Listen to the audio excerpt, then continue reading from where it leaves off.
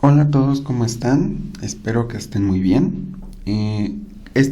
Pues es básicamente el primer video de esta serie de lecciones sobre el curso de lenguajes de programación y pues vamos a estar subiendo videos tanto teóricos como prácticos, justamente porque pues primero vamos a aprender como las definiciones principales de cada estilo de programación y después las aplicaremos directamente en un lenguaje. Principalmente vamos a estar utilizando Haskell, pero pues vamos a platicar de varios lenguajes de programación, no exclusivamente Haskell, ¿no? Entonces, un poquito para retomar lo que ya se platicó en la presentación. En el curso, la idea es que apliquemos, que conozcan y que apliquen los principios y componentes en el diseño de los lenguajes de programación y presentar algunas herramientas básicas para analizar, quizá formalmente, pero no tan formal como un curso de teoría de la computación o de matemáticas discretas, diversas de sus características, ¿no? O sea, vamos a platicar sobre características que tienen en común los lenguajes para que si ustedes llegan a otro lenguaje, pues ya lo sepan hacer, ¿no? Entonces, en este primer video lo que vamos a ver es presentar aquellos conceptos generales que tienen todos los lenguajes de programación para que cuando yo les hable de estos términos pues estemos como en el mismo canal, ¿no? Que sepamos de qué estamos hablando, ¿no? Y pues vamos a empezar platicando muy brevemente de la historia, no voy a profundizar mucho porque pues esto tomaría demasiado tiempo y no es el objetivo que seamos expertos en la historia de los lenguajes de programación, ¿no? Entonces, los lenguajes de programación en la actualidad, que seguramente ustedes ya utilizaron varios a lo largo de su carrera, tienen distintas herramientas que nos facilitan la realización de distintas tareas, ¿no? Ya han hecho programas quizá de estructura de datos, no sé, ¿no? O sea, de distintas aplicaciones, ¿no? Incluso cosas de bases de datos o cosillas por el estilo. Ya pueden abrir y leer archivos, como lo decía, conectarse a bases de datos, abrir puertos para conectarse en red. O sea, ya tienen muchísimas facilidades, ¿no? Que pues son bastante sencillas, ¿no? O sea, ya no necesitamos como una abstracción tan grande. Es básicamente un lenguaje que tiene palabras reservadas, ¿no? En inglés, pero pues es algo que entendemos fácilmente, ¿no? Entonces, estos lenguajes de programación, que pues ya los entendemos también y que ya están diseñados para que nosotros los podamos utilizar fácilmente, son llamados de alto nivel, ¿no? Sin embargo, pues esto no fue así desde un principio, ¿no? Antes, programar una computadora era algo súper difícil, era muy complejo y justamente por esto de que era tan difícil, muy poquitas personas lo hacían, ¿no? Entonces, antes de que existieran estos lenguajes, tal y como les estoy platicando ahorita, se definieron algunos fundamentos teóricos que justamente dieron origen a estas ideas de crear un lenguaje de programación y pues yendo más allá, pues también de crear las primeras computadoras, ¿no? Entonces, estos fundamentos han sido de gran utilidad al crear los lenguajes de programación y pues vamos a platicar brevemente de algunos de ellos.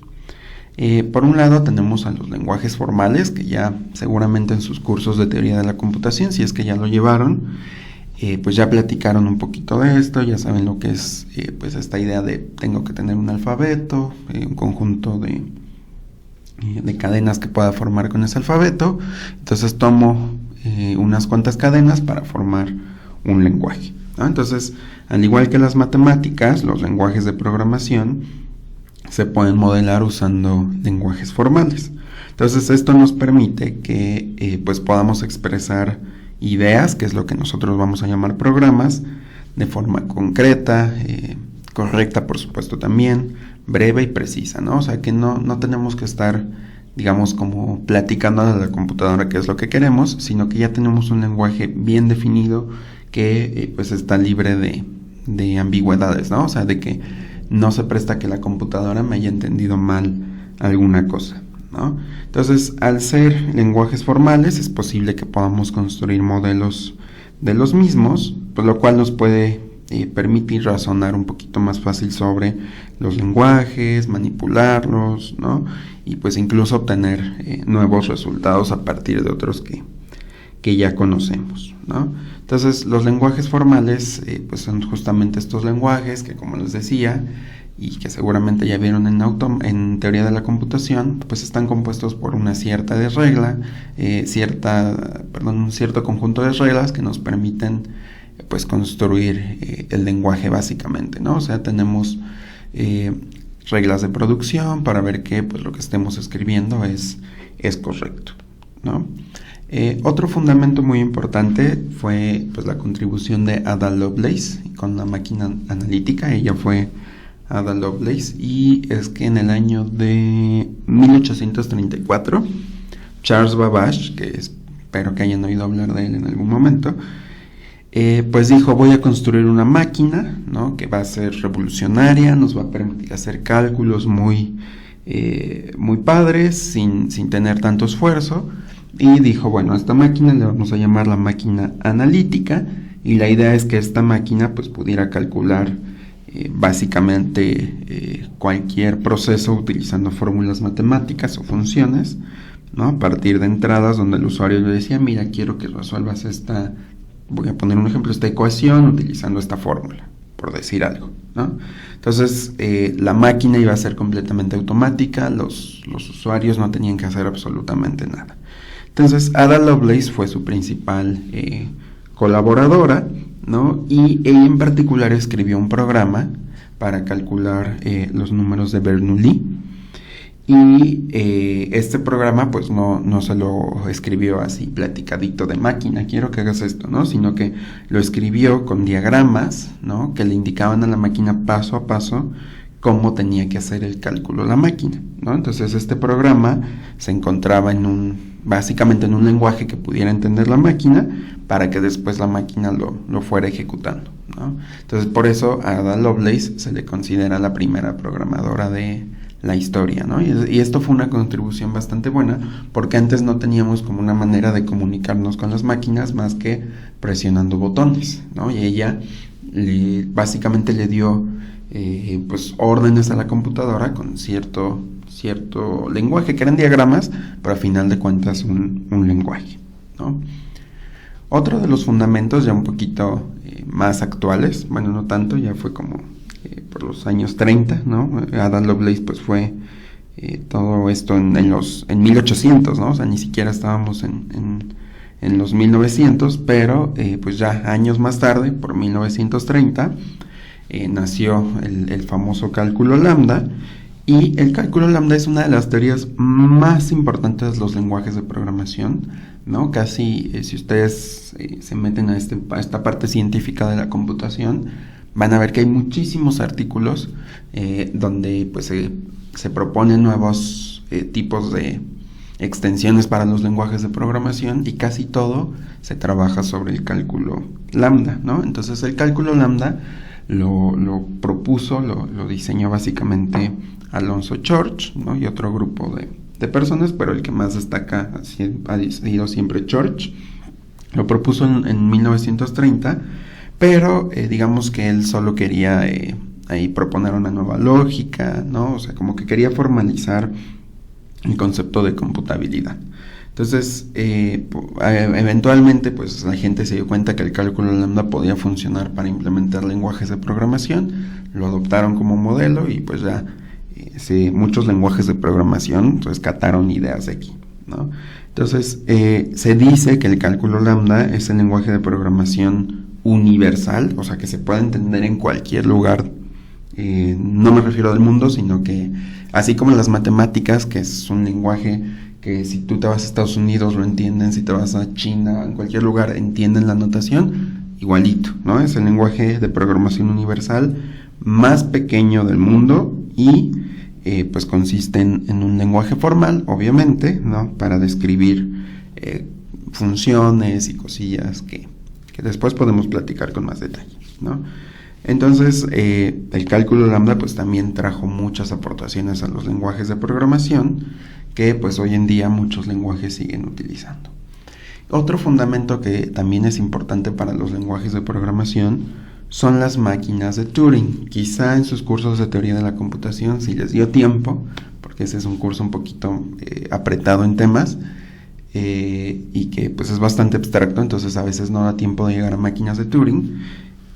Básicamente las máquinas de Turing son un modelo abstracto que propuso este científico muy muy importante en la computación, que fue Alan Turing, ¿no? Gracias a él tenemos computadoras hoy en día, que en particular estas máquinas de Turing se parecen muchísimo al cálculo lambda, ¿no? De hecho, en algún punto de la historia se demostró que eran equivalentes, y provee una definición igualito que el cálculo lambda sobre lo que es o no computable, ¿no? O sea, que podamos decidir si un problema puede ser resuelto mediante una computadora.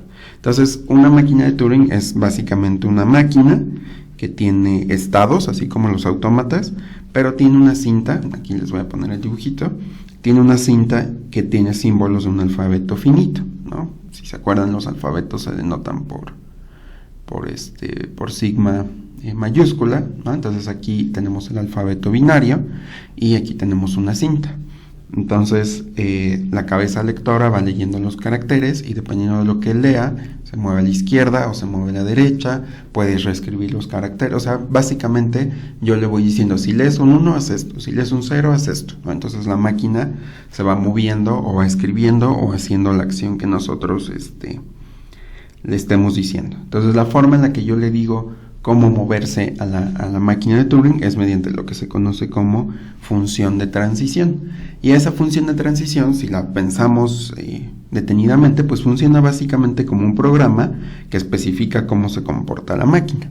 Y eso es algo muy parecido a lo que hacemos hoy en día con los lenguajes de programación, ¿no? Entonces, estos fueron como fundamentos un poquito teóricos, no importa mucho si no los entendieron muy bien ahorita, no se preocupen, no los vamos a utilizar mucho, pero digamos es para que nos pongamos un poquito en contexto. Entonces, pues listo, ¿no? O sea, estas ideas dijeron, bueno, ok, toda esta gente trabajó en esto, vamos a utilizarlo, y entonces los primeros lenguajes de programación se diseñaron rescatando todas estas ideas. Entonces, en sus inicios, así muy muy al principio, programar una computadora, así como la ENIAC, que fue una de las primeras computadoras que eran inmensas, ¿no? De hecho, ocupaban cuartos enormes, ¿no? Si piensan en un salón, por ejemplo, de la UACM, no, o sea, esos salones son pequeñitos para guardar una computadora de ese tamaño, ¿no? O sea, eran cuartos enormes que tenían circuitos, tenían cables regados por todos lados, eran unas cosas impresionantes, ¿no? Y entonces programar computadoras de este estilo pues era evidentemente algo tedioso, y pues no nos comunicábamos con un lenguaje, sino que se desconectaban y conectaban cables, ¿no? Así de, ¿quieres este programa? Ok, voy a cambiar este cable para que la computadora haga esto, ¿no? Entonces básicamente se conectaban y desconectaban cables para reconfigurar la computadora, ¿no?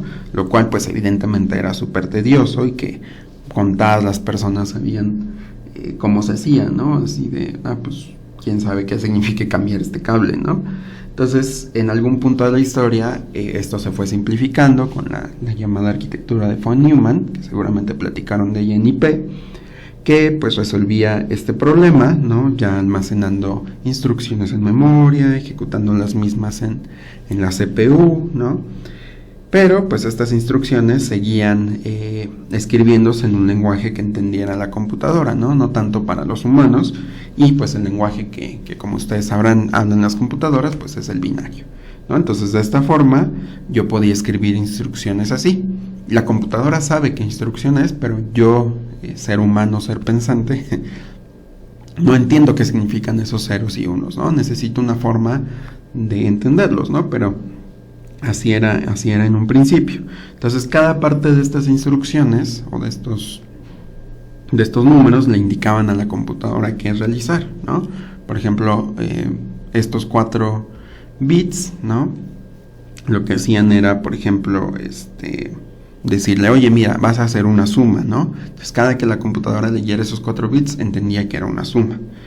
Y pues justamente los números restantes pues son qué números vas a sumar, ¿no? Por ejemplo, estos 2, Y en el último le estamos diciendo en dónde, en qué dirección de memoria queremos que guarden resultados. Si se acuerdan, la ALU ejecuta la operación y luego le decimos que los guarde en una dirección de memoria.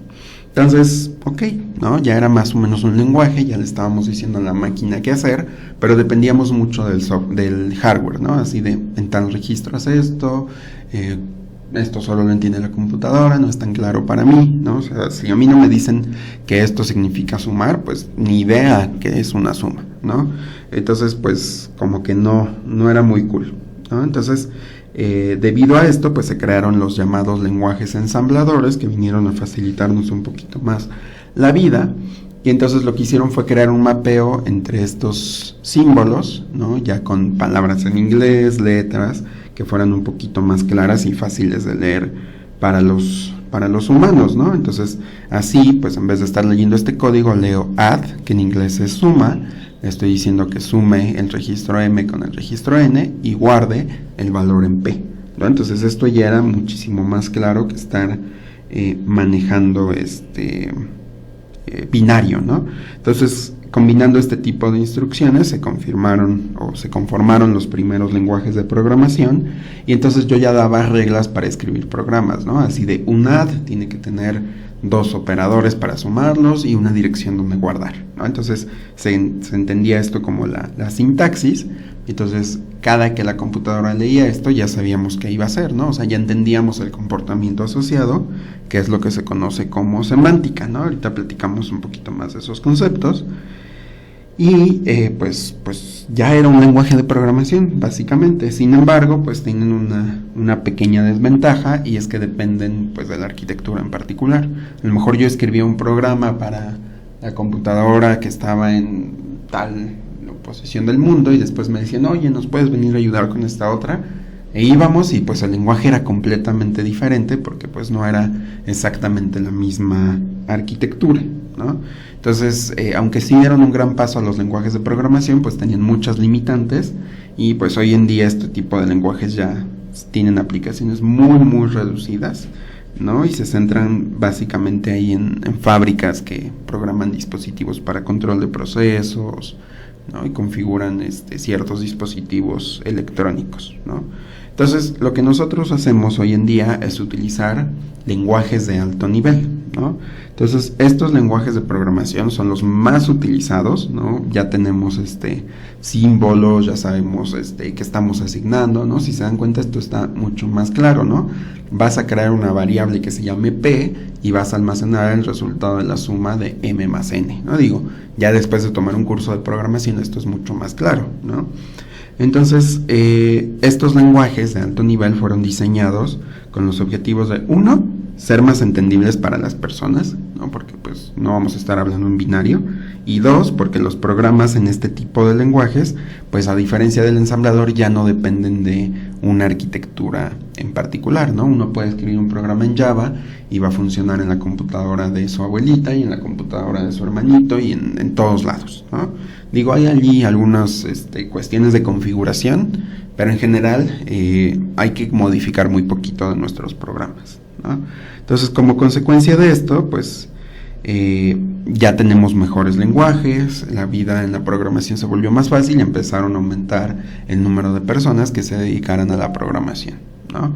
Entonces, hoy en día casi todo el software del mundo está escrito en lenguajes de alto nivel, ¿no? Y lenguajes de alto nivel que seguramente han utilizado son C, Haskell, Java, Python, ¿no? Hoy pues, Facebook, Instagram y todas estas aplicaciones muy populares pues están escritas en lenguajes de alto nivel, ¿no? Y seguramente todo lo que han visto en la carrera, salvo a lo mejor algún curso de donde hablen de arquitectura de computadoras, pues han utilizado este tipo de lenguajes, ¿no? Entonces, una vez que ya teníamos lenguajes y que ya vemos pues, lenguajes un poquito más cercanos a la computadora, pues estudiarlos y mejorarlos es parte de los objetivos, ¿no? Y eso es lo que pretendemos en un curso de lenguajes de programación, entender qué lenguaje de programación es más adecuado, ¿no? Para resolver determinados problemas. Entonces, los lenguajes de programación se componen de muchas cosas que seguramente ustedes ya han detectado, ¿no? Así de, pues mira, tienes que escribir en un archivo, tienes que importar la biblioteca MAT y tienes que hacer estas operaciones y la precedencia. O sea, tienen muchísimas cosas que uno tiene que entender, pero de forma general, todos los lenguajes de programación tienen, por un lado, una sintaxis, que es básicamente las reglas que nos dicen en el lenguaje que tenemos que seguir para escribir sentencias de un programa, ¿no? Entonces, la sintaxis básicamente tiene la función de analizar el orden correcto de lo que estamos escribiendo, ¿no? Para que pues el programa se pueda ejecutar, ¿no? Entonces, ¿cómo obtengo la sintaxis? Pues dada la gramática del lenguaje, ¿no? Entonces, sintaxis es la forma en la que escribimos en un lenguaje. Por otro lado, la semántica se refiere al significado que le estamos dando a lo que escribimos, ¿no? Por ejemplo, si yo escribo 1 más 2, pues ya sabemos que el significado de 1 más 2 es 3, ¿no? O si yo te digo int a igual a 5, pues ya sabemos que el significado es asignar a la variable a el valor de 5, ¿no? Entonces el significado, la semántica, ¿no? Se refiere al significado que le estamos dando a todo lo que estamos escribiendo de acuerdo a, pues justamente la sintaxis que tenemos aquí arriba, ¿no? Por otro lado, también los lenguajes de programación tienen bibliotecas, ¿no? Ahí, como hace rato decía, pues tienes que importar mat o tienes que importar string.h, ¿no? Dependiendo del lenguaje, seguramente en sus clases les han dicho, para usar esto tienes que importar tal cosa, ¿no? Entonces las bibliotecas justamente son un conjunto de funciones que nos van a permitir resolver problemas de un determinado contexto, ¿no? Nunca tenemos bibliotecas con cosas revueltas, ¿no? Todas son de matemáticas, todas son de cadenas, todas son de caracteres, ¿no? O todas son para manejar archivos, ¿no? O sea, todo está centrado en un contexto particular, ¿sale? Y finalmente tenemos convenciones de programación, que básicamente son reglas que pues nadie escribió, pero que todos las personas que programan en ese lenguaje conocen, ¿no? Por ejemplo, en Java, ¿no? Cuando uno escribe una clase, siempre le enseñan que esa clase tiene que empezar con una letra mayúscula, ¿no? Entonces, esto, aunque todos lo conocemos y todos definimos clases así, pues no es del todo estricto, ¿no? Si yo escribo la clase con minúscula, el programa va a seguir compilando y va a funcionar correctamente. Pero para que nos entendamos entre programadores de, mira, está con mayúscula, entonces es una clase, definimos este tipo de convenciones para hacer mucho más legible el código y facilitarnos la vida entre todos, ¿no? Porque pues nunca vamos a estar programando solitos, siempre en algún punto a alguien le tendremos que compartir el código, ya sea nuestro jefe, ya sea nuestros compañeros de trabajo, ¿no? Entonces, bueno, en general así de estos elementos se componen los lenguajes, y lo que vamos a hacer en la última parte del curso es enfocarnos en estudiar tanto la sintaxis como la semántica de un lenguaje, ¿no? Entonces hasta aquí siempre vamos a hacer referencia a la sintaxis, diciendo cómo se escriben las cosas en un lenguaje, y a la semántica dándole un significado a esas cosas que escribimos, ¿no? Entonces los lenguajes de programación, ¿no? Se pueden clasificar de muchas formas. Se pueden clasificar de acuerdo al nivel de abstracción, que fue lo que estábamos platicando ahorita, lenguajes de alto nivel, pero también hay de bajo e incluso de medio nivel. Tenemos también de acuerdo al propósito por el cual fueron creados. No todos los lenguajes resuelven el mismo tipo de problemas, ahorita vemos ejemplos. O de acuerdo al paradigma, ¿no? Que es decir, la forma en la que vamos a programar en ciertos lenguajes de programación, ¿no? Que seguramente ya les han hablado, por ejemplo, de los orientados a objetos, de los estructurados. Uno ya ya habrán experimentado que pues no se programa exactamente igual, ¿no? En estos primeros videos vamos a dar un repaso de esos conceptos, nada más para como que los recuerden y que vean que existen dos formas de programar. Ahorita platicamos en general cuántos paradigmas hay, ¿no? Entonces, la primera clasificación, que es de acuerdo al nivel de abstracción, justamente se refiere a qué tan cercano va a ser ese lenguaje a la arquitectura de la computadora, ¿no? Así como ahorita que les decía que el ensamblador dependía de la computadora en particular, a eso nos referimos con el nivel. Entonces existen dos grandes categorías en las que podemos clasificar a los lenguajes de programación, ¿no? En general vamos a decir que un lenguaje es de alto nivel o de bajo nivel.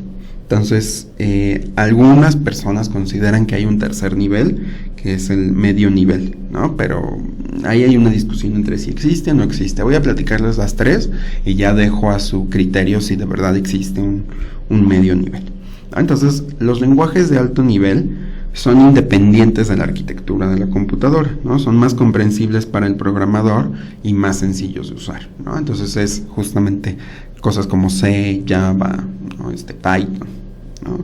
Por otro lado, los lenguajes de bajo nivel son estos lenguajes que se presentan, más bien que son muy poco abstractos, ¿no? O sea, todos los comandos se traducen directamente a instrucciones que debe ejecutar la computadora, ¿no? O sea, se dice que son muy cercanos a los fierros de la máquina, ¿no? Entonces aquí, aunque sí es un lenguaje como tal que entendemos los humanos, pues es un poquito dependiente de la computadora porque siempre estamos moviendo registros y cosas por el estilo, ¿no? Entonces aquí se encuentran justamente algunos autores dicen que aquí está el ensamblador, ¿no? Pero si nos vamos ya a la definición estricta de bajo, pues bajo es lo más cercano, entonces aquí se encuentran los lenguajes de máquina, ¿no? Que sería el binario.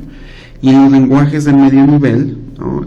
Se encuentran pues como en un punto intermedio, no son ni muy alto ni muy bajo, ¿no? Entonces aquí estaría justamente el ensamblador, ¿sale? Entonces esta clasificación es la más común, la que se enseña cuando uno está aprendiendo a programar, pero existen otro tipo de clasificaciones, ¿no? Entonces ya les había dicho que también está la clasificación de acuerdo al propósito por el cual creamos estos lenguajes. Entonces, algunos lenguajes de programación se crean especialmente para ajustarse o para resolver una necesidad particular.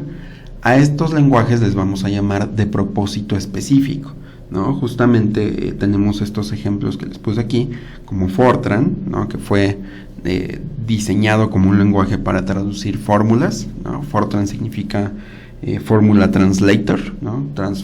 Traductor de fórmulas. Algol, que fue definido como para describir programas en un lenguaje algorítmico, ¿no? Algol significa Algorithmic Language. COBOL, que fue utilizado prácticamente para procesos ahí de empresas, por eso los bancos hasta hace unos años seguían utilizando COBOL y se resistían a migrar a otros lenguajes, pero hoy en día pues ya casi todos han migrado. Entonces, COBOL significa Common Business Oriented Language, ¿no? Que es justamente pues este tema empresarial. Y el Lisp, que fue definido como un lenguaje para procesar listas, ¿no? Lisp significa List Processing, ¿no? Entonces, fueron diseñados para una tarea en específica, ¿no? O sea, yo no podía resolver cualquier problema con estos lenguajes, únicamente aquellos que se adaptaran al propósito de cada uno de ellos. Entonces, estos lenguajes pues estaban muy de moda al principio, pero por ahí en los 60, 70 la gente dijo, no, pues qué sentido tiene que solo tengamos lenguajes para un propósito específico. Al final voy a tener millones y millones de lenguajes que hacen distintas cosas. ¿Por qué no hacemos un lenguaje que resuelva cualquier tipo de problema? Entonces les quitaron estas restricciones y así surgió lo que se conoce como lenguaje de propósito general, que son lenguajes diseñados para desarrollar software de más de un propósito. Entonces, por ejemplo, Java, que sabemos que se puede usar para desarrollar páginas web, para hacer juegos, ¿no? Para aplicaciones de escritorio o incluso para aplicaciones de celular, que Android está basado en Java. Bueno, ahorita ya utilizan también Kotlin, pero Java en un principio también se usaba para eso.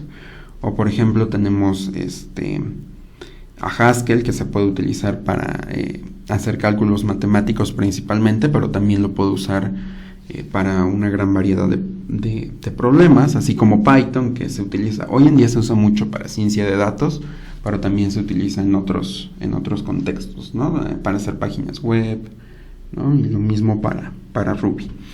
Ahora, algo que es muy importante es que aunque la mayoría de los lenguajes de programación son diseñados de propósito general, diseñar un lenguaje de programación de propósito general es muy difícil, ¿no? Porque tienes que considerar muchísimos casos, generalizar tanto un lenguaje pues es bastante complicado.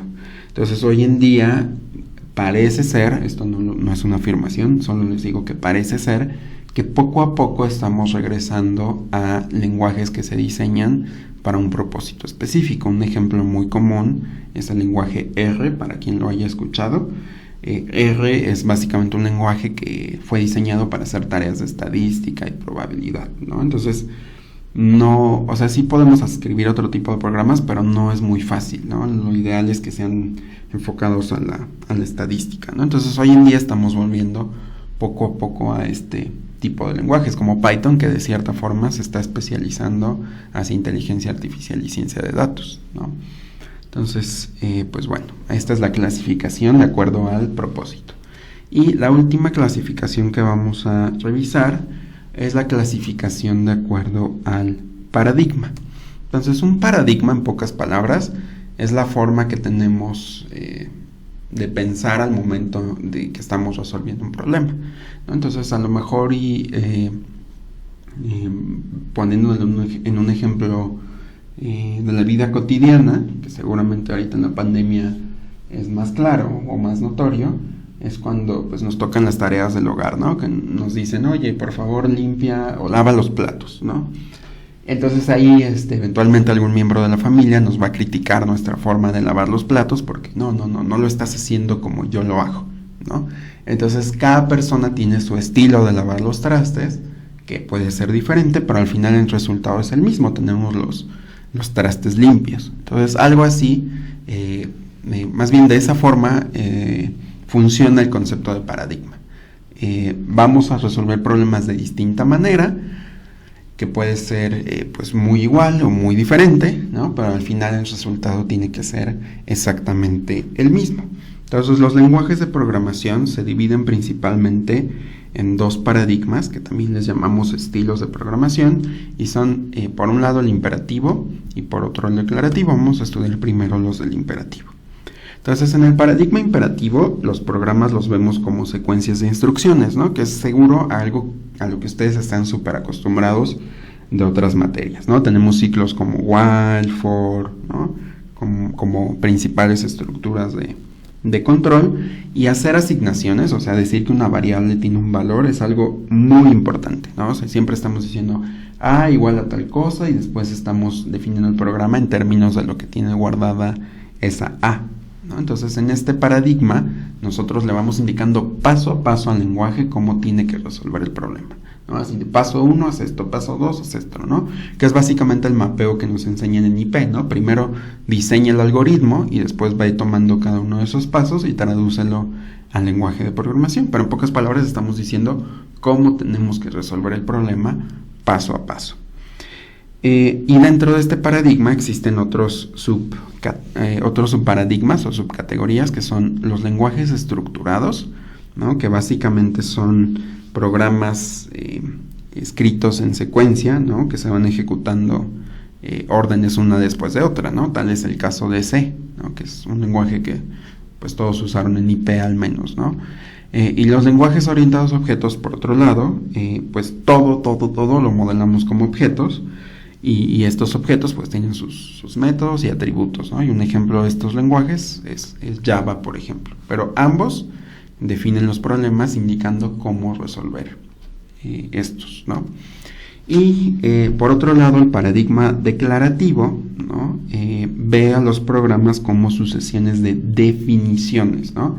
Aquí no son secuencias de instrucciones, son definiciones. Esto lo vamos a estudiar con mucha más calma durante el semestre. Y aquí, en lugar de utilizar ciclos, utilizamos recursión. La recursión es el pan de cada día en estos lenguajes de programación. De hecho, la vamos a repasar mucho para que podamos programar en este tipo de lenguajes. Y algo importante es que aquí no tenemos ciclos, no tenemos asignación de variables.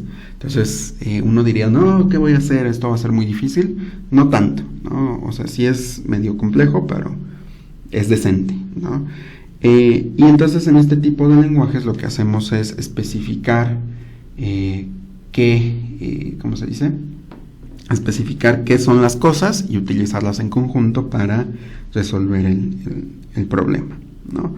Entonces, los principales subparadigmas de estos lenguajes son los lenguajes funcionales, donde pues estos se basan en el cálculo lambda, justamente como platicábamos ahorita, y en otra teoría formal, que es la teoría de categorías. Esto nada más es como dato curioso. Y pues los lenguajes funcionales son un modelo de programación en el que enfatizamos el uso de funciones y sus aplicaciones, ¿no? Más que estar escribiendo instrucciones, ¿no? Y por otro lado, en los lenguajes lógicos, que aquí, por el tiempo que nos va a dar el semestre en esta ocasión, tal vez no nos dé tiempo de verlos, pero son lenguajes que están basados en la lógica de predicados, que seguramente estudiaron en matemáticas discretas, y pues todo se modela mediante lo que se llaman cláusulas de Hoare, ¿no? Que son básicamente predicados. Entonces, estos son los principales paradigmas de programación, ¿no? Sin embargo, es difícil encontrar lenguajes modernos que solo tengan un paradigma, ¿no? Hoy en día tenemos lenguajes que combinan varios estilos de programación, y a estos lenguajes les llamamos multiparadigma, ¿no? Entonces, a lo largo del curso, ¿no? Lo que vamos a hacer es enfocarnos en el estudio de estos paradigmas, ¿no? Y vamos a finalizar diseñando un pequeño lenguaje de programación para que queden todavía más claras estas características. Entonces, al entender como que todas estas nociones, se espera que ustedes, cuando acaben el curso, puedan elegir qué lenguaje de programación les es más conveniente para un determinado problema, ¿no? Así de, oye, mira, tengo este problema, tiene esta y esta característica, y necesito que los resuelvas, ¿no? Y nunca nos van a decir el lenguaje cuando nos estén dando indicaciones así. Digo, las empresas contratan o tienen un equipo dedicado justamente a esta toma de decisiones. Entonces, si en algún punto ustedes están en este puesto, tienen que saber cómo elegir el lenguaje de programación, ¿no? Entonces, con base en las características del problema, yo digo, mira, necesito un lenguaje de bajo nivel, ¿no? Mira, necesito que sea de propósito general, porque solo pues aplica estos problemas. Ok, entonces me conviene más utilizar un imperativo o un declarativo, ¿no? Entonces, como que todas estas preguntas, cuando ya termine el curso, se espera que ustedes sean capaces de responderlas, ¿no? Entonces, pues bueno, eso es todo por este video. Cualquier duda que tengan, de verdad, con toda confianza, mándenme un correo, escríbanme por Telegram, pónganmelo en el Classroom, aquí en los comentarios del video, donde ustedes quieran, pero por favor no se queden con dudas. Yo sé que fue tal vez mucha información, pero son conceptos bastante sencillos que ustedes ya han manejado en otras materias, ¿no? Entonces, nada más es cuestión de que le den una repasada a estos temas y que se aseguren de que los están entendiendo de manera básica, ¿no? Casi no vamos a tener sesiones teóricas más que estas primeras partes, pero en general nos vamos a enfocar en escribir programas en los distintos paradigmas. No vamos a escribir tantos programas del imperativo porque ustedes ya llevaron varios cursos con C, con Java, tal vez, ¿no? Entonces, pues no es el objetivo. Nada más los vamos a repasar, pero nos vamos a enfocar en que conozcan el declarativo y en que aprendan a escribir sus propios lenguajes de programación. Entonces, bueno, eso es todo por este video. Se cuidan. Bye bye.